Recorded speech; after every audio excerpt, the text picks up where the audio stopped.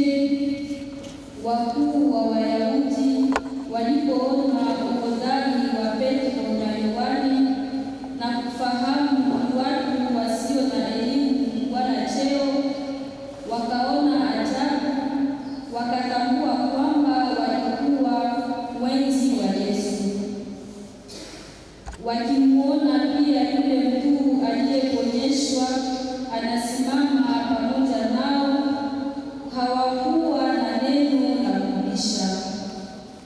Wakaamuru watoke nje ya baraza, wakashauriana wakisema, je, tufanye nini na watu hawa? Kwani wamefanya muujiza waziwazi unaojulikana na wote wanaokaa Yerusalemu, wala sisi hatuwezi kukana. Lakini neno hili lisizidi kuenea katika watu, tuwatishe hawa wasiseme tena na mtu yeyote kwa jina hilo.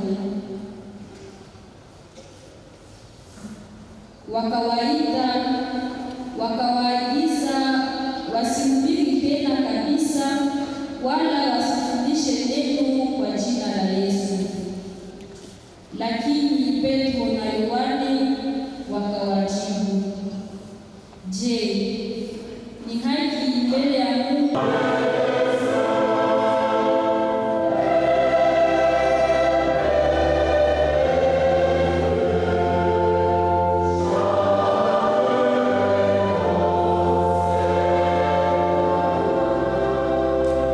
misa hii ilikuwa ya maana sana, kwa sababu sisi kama vile Wakatolika ulimwenguni tunafanya kanisa moja.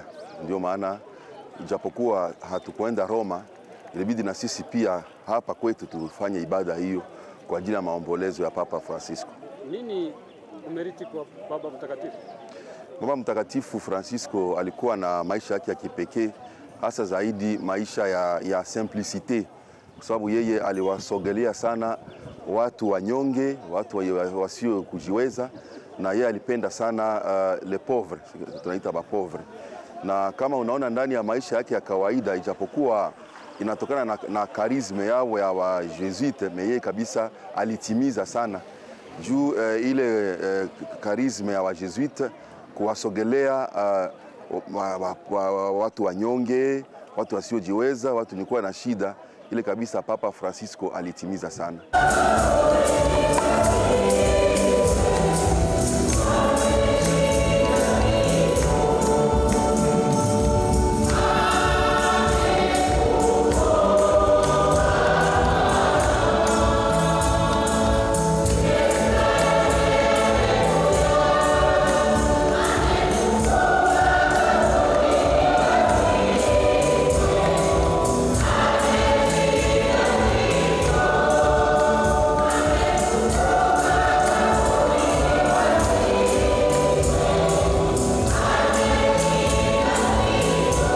Nilikuja nije nishiriki kwa hii ibada ya Eukaristia iliyosoma kwa ajili ya mazishi ya Papa Francisco, sababu Papa Francisco amebeba Kongo katika moyo wake, na katika hata hotuba yake ya mwisho iliyopita siku ya Mungu ya Pasaka, katika vipengele alivyovitajia katika nchi ambazo alikuwa akizipeleka moyoni mwake, Kongo ilikuwa miongoni ya zile nchi alizozitaja katika hotuba yake ya mwisho hapa chini ya jua, na ile ilinisukuma kuona kama ni sherti nije nami nimsindikize katika sala zangu, sababu naye alinipeleka moyoni mwake kama Mkristo Mkongomani kwa kutuombea amani ndani ya nchi yetu ya Kongo. Nini umeriti kwake?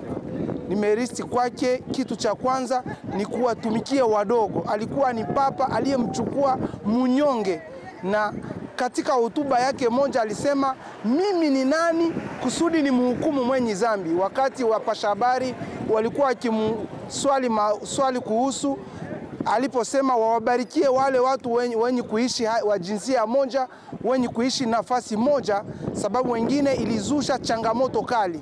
Lakini alisema kama ni wenye zambi wanafika kuomba baraka kwa Mungu, mimi nani hata kama mimi ni papa kusudi ni waime baraka? Hakusema wabariki kama ndoa, lakini wabariki kama wenye zambi, wenye kutafuta wokovu. Akasema yeye ni nani hata kama yeye ni papa, yeye ni nani kusudi awaime baraka.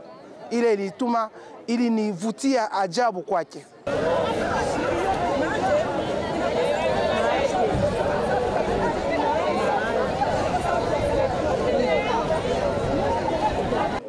Najisikia ndani ya furaha sababu najua kama yale ambayo aliyatenda, habari njema kutangaza ndani ya eklesia, inabakia ushuhuda ndani ya mioyo yetu na inatutia tena hamu ya kuendelea kuishi Ukristo wetu. Jina lako mama? Jina langu ni Kahindo Siaminya Florence. Meriti kwake. Kwa Baba Mtakatifu Francisco, mimi nimeriti esprit ya humilite, ya kujishusha ambayo alionesha ndani ya utumishi ambayo alifanya muda wa miaka mzima amefanya kwa kiti cha upapa. Na hiyo iliweza kunigusa na inanipatia pia juhudi ya kuendelea kumtumikia Mungu na kuweza kuchuma ile esprit ambayo alionesha kujishusha. Ingawa naweza kupata ile neema nami antuka imenivuta kwake, na nikizani itanipatia tena nguvu zaidi na zaidi ya kuweza kumtumikia Mungu ndani ya imani yangu. Jina lako? Jina langu ni Candide Augustin, nikiwa muimbaji hapa kunako parokia Katedrali.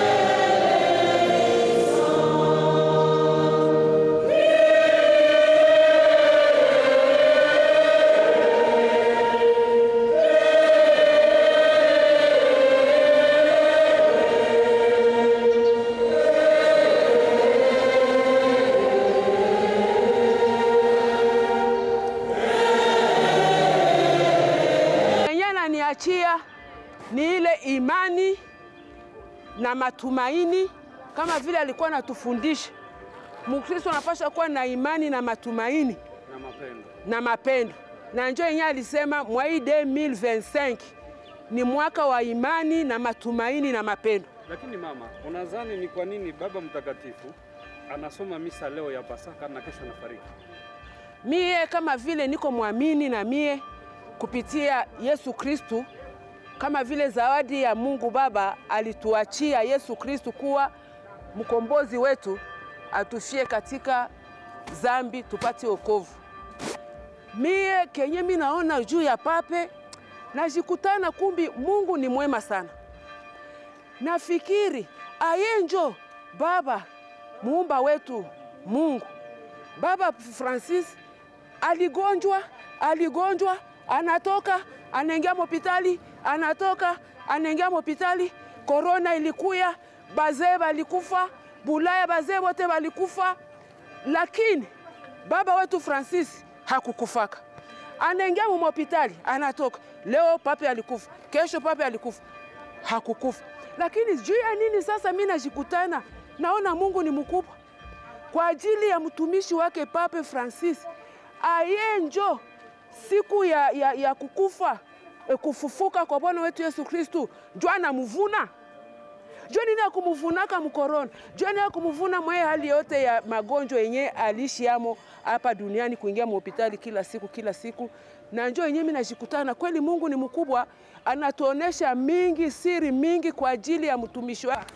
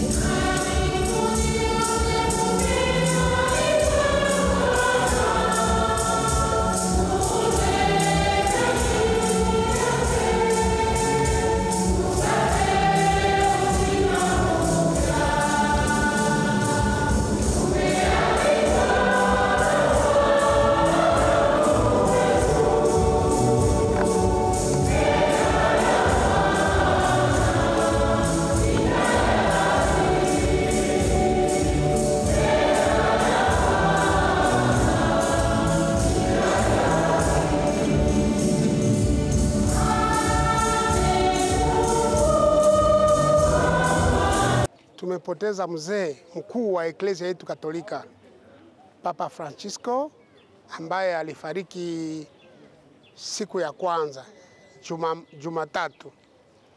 Alifariki kisha kusoma misa ya Pasaka hiyo Jumapili, ambapo alibariki watu wote. Kumbe kutubariki ilikuwa njoo mwanzo ya kutulaga na kutuambia mimi sitarudi tena. Nini uzuri umeriti kwa Baba Mtakatifu Francisco? Kwa Baba Mtakatifu nimerisi vitu mingi sana.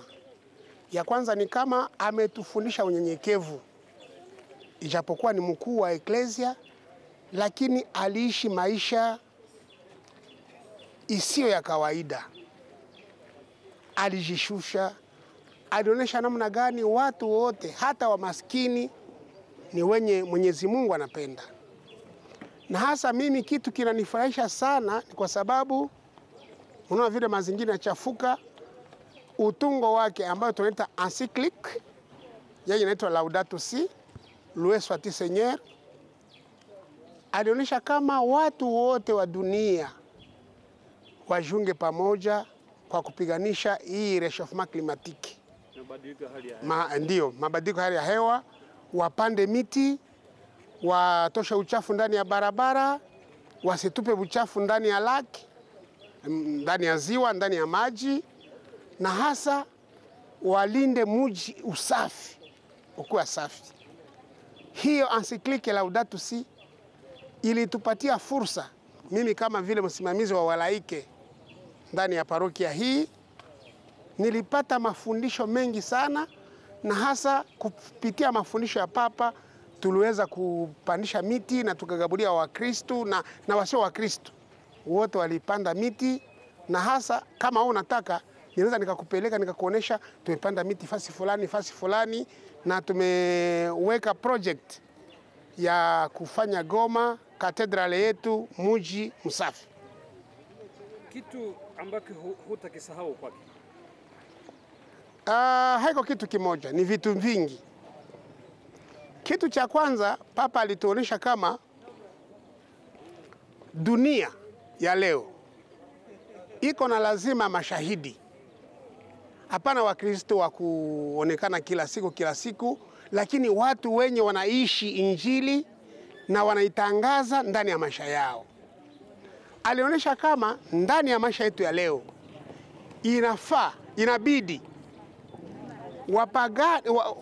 watajiri wao watu wenye kujishusha kusudi wachangie pamoja, kwa sababu hii dunia ni yetu sisi wote. Hakuna tajiri bila maskini, na hakuna maskini bila tajiri, kwa sababu hata kati ya mji huu wa Goma, kama wewe unaweza kuwa tajiri wewe peke yako, watu wanakuachia mji wa Goma, utaishi namna gani wewe peke yako? Unaitwa tajiri kwa sababu uko maskini. Unaitwa chief, mkuu, kwa sababu kuko wenye unatawala. Hasa kama una watu wa kutawala, utaitwaje? Au utajita nani? Au utajitangaza nini? Ni hiyo nimerisi kwanza kwa Papa. Ingine yenyewe nimerisi kwa Papa, wakati amefika ndani ya nchi ya Kongo, ameambia watu wote, ondoeni mikono yenu ndani ya mali ya Afrika. Muondoe mikono yenu michafu ndani ya utawala wa Afrika. Hiyo ilinijenga, kuonyesha kama ijapokuwa haiko pamoja nasi, lakini tunaishi maisha kawaida na yeye. Ile imenipatia moyo kabisa ya kuonyesha kama kumbe huyu ni Papa ambaye anastahili. Ingine inakuwa namna gani Papa anaweza soma misa, anabariki watu siku ya Pasaka, kisha kubariki watu anafariki siku ya kwanza. Ni kusema kama alijua maana ya Pasaka na aliheshimu, na kisha iheshimu akafariki. Na leo tumemaliza hiyo tunaita shapule ya huruma ya Mungu. Leo tunaita samdia, siku ya posho hapa kwetu. Ni leo sasa ndio anaenda zikwa kuhuruma ya Mungu. Na ile huruma ya Mungu alitangaza sana. Alionyesha kama mudunia, kama watu hawezi jitia mikono ya Mungu na kuomba kuhurumiana, hakuna nafasi tunaenda. Na mbinguni hauwezi fika kama hauna huruma. Uhurumie ndugu yako, muhurumiane wewe bibi, mama na watoto, na hapo mkisikilizana kwa huruma, na pale Mungu atawahurumia. Apokelewe katika utukufu pamoja na mwana wako anayeungana nasi katika sakramenta hii kubwa ya mapendo, anayeishi na kutawala nawe milele na milele.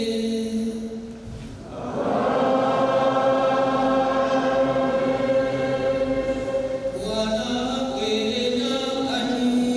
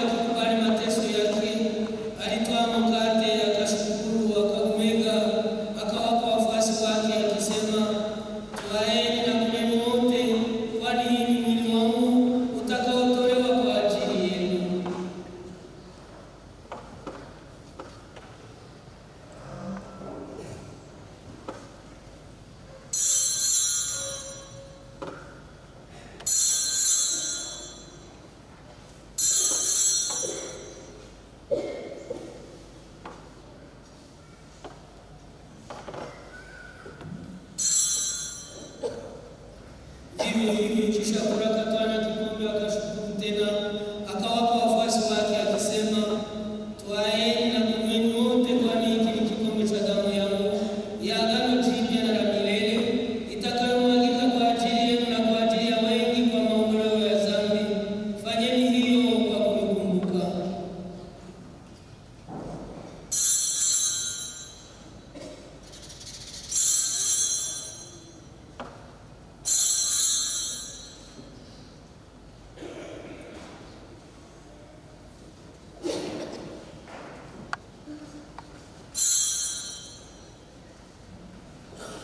Ndilo fungo la imani.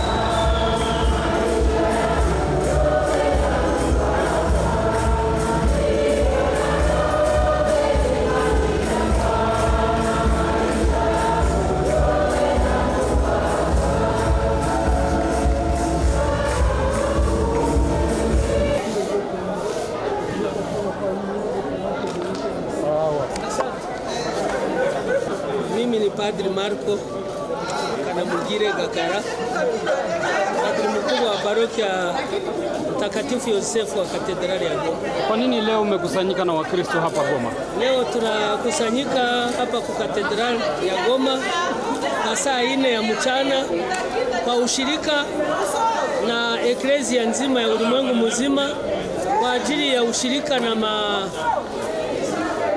makohani wote na eklezia yote inayoungana huko Roma kwa ajili ya maziko ya Papa Francisco. Ndio maana tulipenda kwa utii na kwa ushirika wetu nao tusome misa vile vile kwa saa moja tukiungana nao wakiwa huko Roma na sisi tukiwa hapa Goma. Nini umeriti kwa Baba Mtakatifu Francisco? Ni vitu vingi, siwezi maliza, siwezi iwaambia ni ngapi. Ndiyo, mfano aliandika barua mingi yenye wanaita encyclique na ingine wanaita exhortation. Encyclique ni mabarua yenye Papa anaandika kwa ajili ya maaskofu na kisha wao wanatutangazia, wanazifikisha kwa mapadri na Wakristo. Na exhortation ni mabarua ya kutia moyo, ya kuhimiza, ya kusisimua imani ya Wakristo. Hasa ndani ya ile mabarua kuko mabarua yenye aliandika kwa ajili ya jamaa, kwa ajili ya vijana, kwa ajili hata ya mazingira. Donc wanaandika mengi kwa kuonyesha kama ana ushirika na watu wengi.